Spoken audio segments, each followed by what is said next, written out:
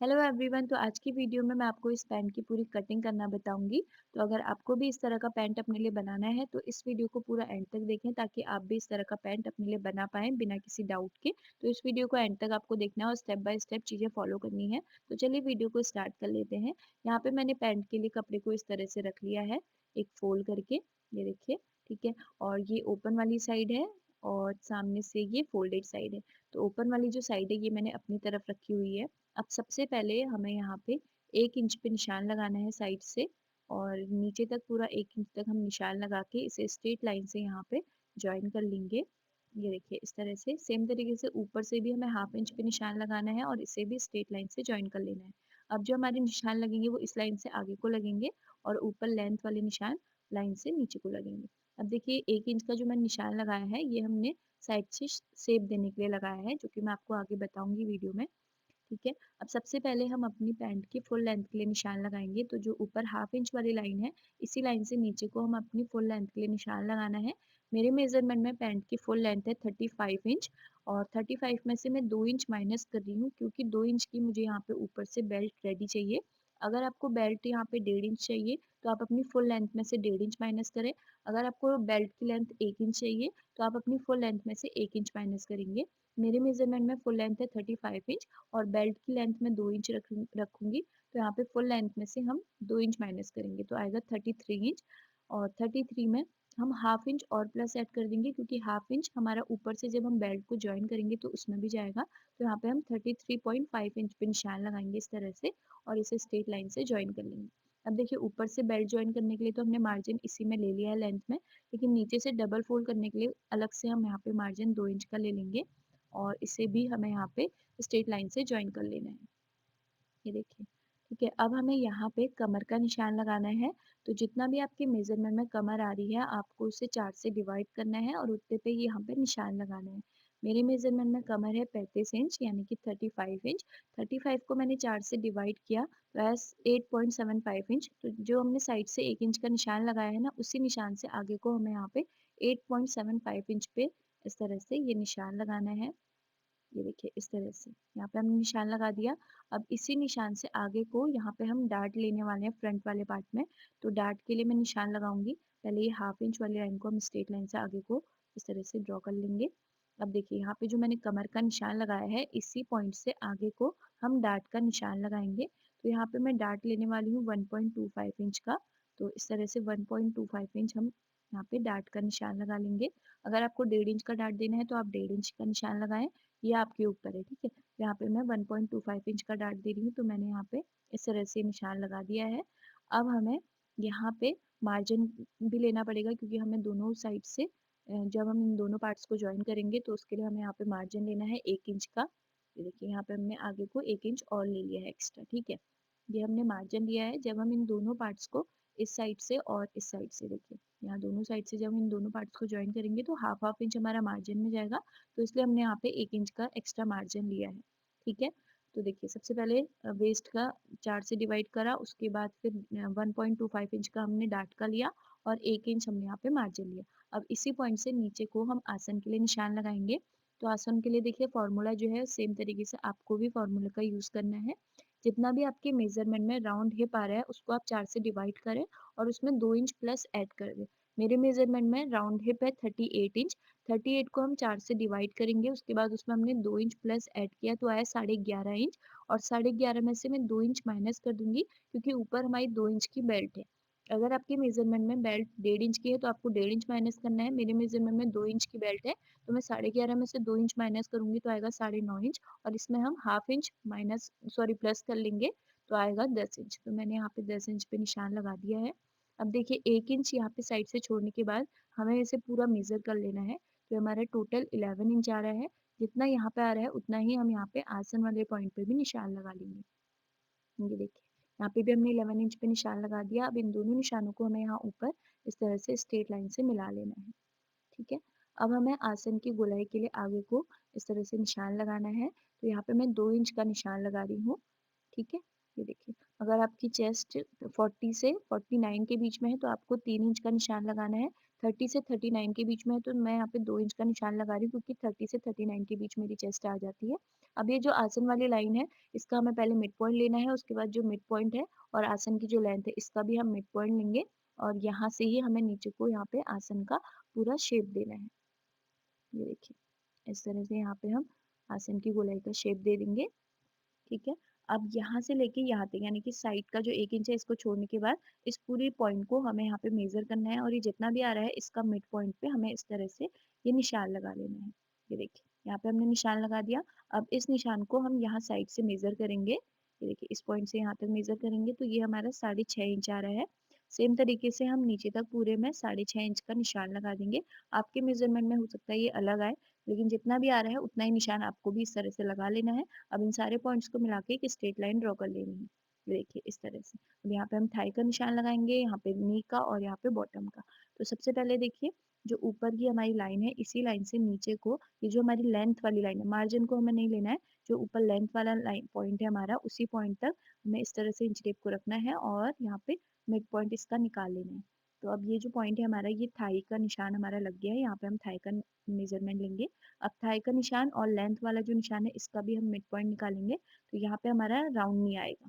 ठीक है, यहाँ पे हमें राउंड नी का मेजरमेंट अपना लेना है। अब हम यहाँ पे बॉटम के लिए निशान लगाएंगे तो मेरे मेजरमेंट में बॉटम है 13 इंच।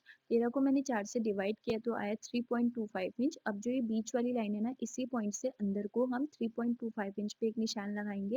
ये देखिए इस तरह से। अब इसी लाइन से बाहर को भी हमें 3.25 इंच पे निशान लगाना है।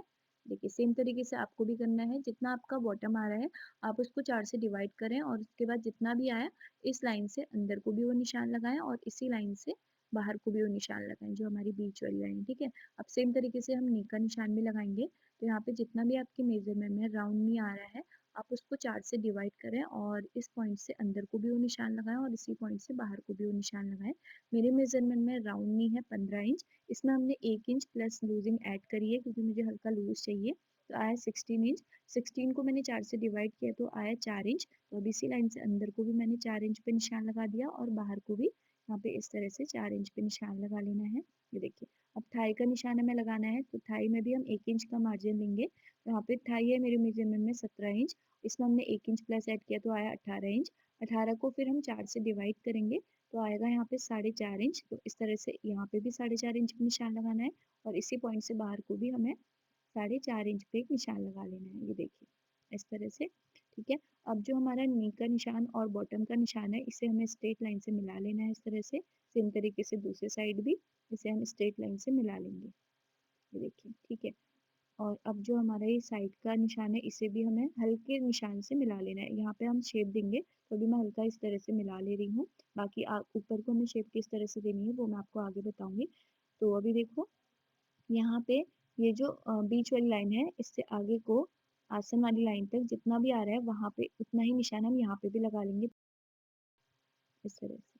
ठीक है, अब इसी निशान को ध्यान में रखते हुए इसे हमें इस तरह से लेग शेपर वाले स्केल से मिलाते हुए यहाँ पे ये शेप दे देना है। तो क्रॉच एरिया वाला शेप मैंने दे दिया। जहाँ पे भी हमारा कॉर्नर आएगा वहाँ पे हम हल्का सा शेप देके इसे सही कर लेंगे, कट करते रहें। अब देखिए इस साइड से शेप देने के लिए अगर आपका जो थाई है वो थोड़ा हैवी है तो आपका जो ये थाई वाला निशान है ना, ये वाला, ये निशान हो सकता है आपका थोड़ा सा बाहर आए। लेकिन अभी मेरी जो थाई है यहाँ पे ये थोड़ा सा कम है तो इसलिए निशान जो है वो अंदर आया है। लेकिन हो सकता है कभी ये निशान यहाँ पे आए, कभी यहाँ पे आए और कभी आपका इस लाइन से बाहर भी आ सकता है। तो जब आपका ये निशान थोड़ा ज़्यादा आ रहा है, थाई थोड़ा सा हैवी है, तो उसके लिए आपको यहाँ पे कैसे शेप देना है वो मैं आपको बताती हूँ। ठीक है, तो सबसे पहले तो ये वाली लाइन को हमें इस तरह से मिला लेना है। ये देखिए इस तरह से। अब हमारा ये वाला जो लाइन है, ठीक है, ये वाला जो पॉइंट है इस यहाँ से लेके यहाँ तक, इस पॉइंट का हमें मिड पॉइंट लेना है। ठीक है, और जहाँ पे भी हमारा यहाँ पे मिड पॉइंट आ रहा है इस पॉइंट से बाहर की तरफ को यानी कि अंदर, ये देखिए जो हमने 1 इंच एक्स्ट्रा लिया है उस तरफ को हमें हाफ इंच लेना है और यहाँ पे लेग शेपर की हेल्प से इस तरह से रखते हुए यहाँ पे ये शेप दे देना है।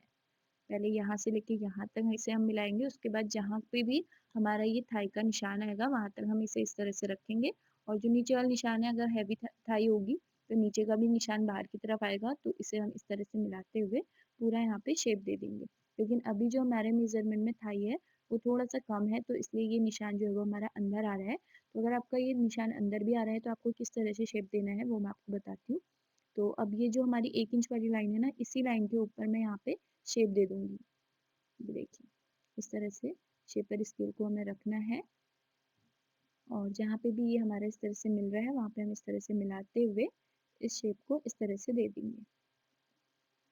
और जहाँ पे भी हमारा कॉर्नर आएगा उसे हम स्ट्रेट लाइन से इस तरह से ड्रॉ कर लेंगे। तो अभी हमारा जो फ्रंट वाला पार्ट है इसकी मार्किंग ऑलमोस्ट पूरी हो गई है। बैक पार्ट हमें किस तरह से करना है वो मैं आपको आगे बताती हूँ। पहले इसे हम कट कर लेते हैं।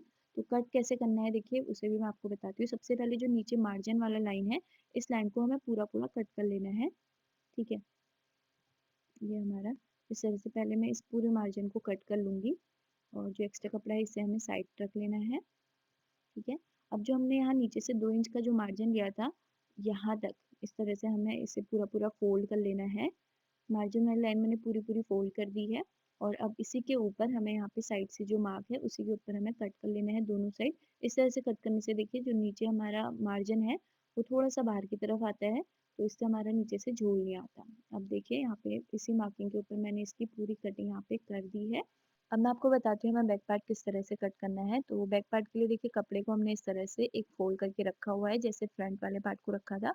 अब इसके ऊपर हम अपने फ्रंट वाले पार्ट को रखेंगे और ऊपर से हमने 2 इंच छोड़ के ही यहाँ पे फ्रंट वाले पार्ट को रखा है और इस तरह से ऊपर वाली जो लाइन है फ्रंट वाले पार्ट की, इसे हमें ट्रेस कर लेना है, ठीक है? और आसन वाली लाइन को भी हम इस तरह से ऊपर को यहाँ पे इस तरह से ड्रॉ कर लेंगे।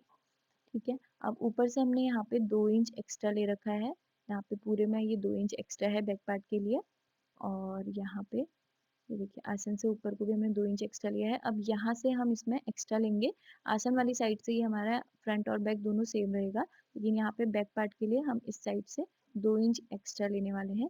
तो ये 2 इंच क्यों लिया देखिए क्योंकि यहाँ पे हम आसन के लिए भी आसन की जो गोलाई के लिए हम 2 इंच आगे को गए थे इसलिए हमने ऊपर भी यहाँ पे 2 इंच लिया है और साइड से भी 2 इंच पे ही निशान लगाया है। अब इन दोनों निशानों को हम इस तरह से क्रॉस लाइन से मिला लेंगे। ये देखिए इस तरह से हमने मिला दिया। अब हमें यहाँ पे बैक पार्ट के लिए नीचे से पहले 1 इंच पे एक निशान हम लगाएँगे बॉटम पार्ट पे और नी वाले निशान पे भी देखिए जहाँ पे हमारा नी का निशान है, वहाँ पे भी हम बैक पार्ट में 1 इंच एक्स्ट्रा लेंगे फ्रंट वाले पार्ट से, ठीक है? और इस तरह से इसे मिला लेना है, ठीक है? ये देखिए इस तरह से। अब जो नी वाला निशान है और बॉटम वाला निशान है, दोनों को स्ट्रेट लाइन से इस तरह से मिलाना है, ये देखिए, ठीक है? अब जो यहाँ पे हमारा थाई वाला निशान है, यहाँ पे हम 1.5 इंच एक्स्ट्रा जाएँगे फ्रंट वाले पार्ट से। तो जहाँ पे हमारा थाई का निशान है, इसी निशान से बाहर की तरफ हम 1.5 इंच पे एक निशान लगाएँगे बैक पार्ट के लिए और ये वाला जो हमारा निशान है आसन वाला, ठीक है? इस लाइन से भी आगे को हमें बैक पार्ट के लिए 1.5 इंच का निशान लगाना है। अब इन सारे निशानों को ध्यान में रखते हुए इस तरह से मिला लेना है और यहाँ पे हमने ये शेप भी दे दिया है, ठीक है? अब जो साइड का निशान है इसे भी हम इस तरह से ट्रेस कर लेंगे। अब बैक पार्ट के लिए क्रॉच वाली साइड पूरा एज़ इट इज़ रहेगा तो इसे मैं पूरा-पूरा इस तरह से ट्रेस कर लूँगी। और नीचे से हमने मार्जिन ही लिया है अभी बैक पार्ट में तो पहले इसे हम इस तरह से ड्रॉ करेंगे। अब नीचे से इसमें भी मैं 2 इंच का मार्जिन ले लूँगी और इसे हमें स्ट्रेट लाइन से ड्रॉ कर लेना है। अब पहले हम इसे कट करेंगे, ठीक है?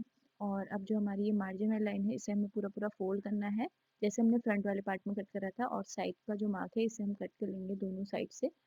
ये देखिए तो फ्रंट का जो पार्ट है वो भी कट हो गया और बैक पार्ट भी यहाँ पे हमारा पूरा ये देखिए इस तरह से बैक पार्ट की भी पूरी कटिंग हो गई है। नेक्स्ट वीडियो में आपको इसकी स्टिचिंग करना बताऊंगी और इसमें हमने पॉकेट बेल्ट वगैरह डार्ट वगैरह सब कैसे दिए हैं वो आपको नेक्स्ट वीडियो में पता चलेगा। तब तक के लिए बाय बाय, टेक केयर।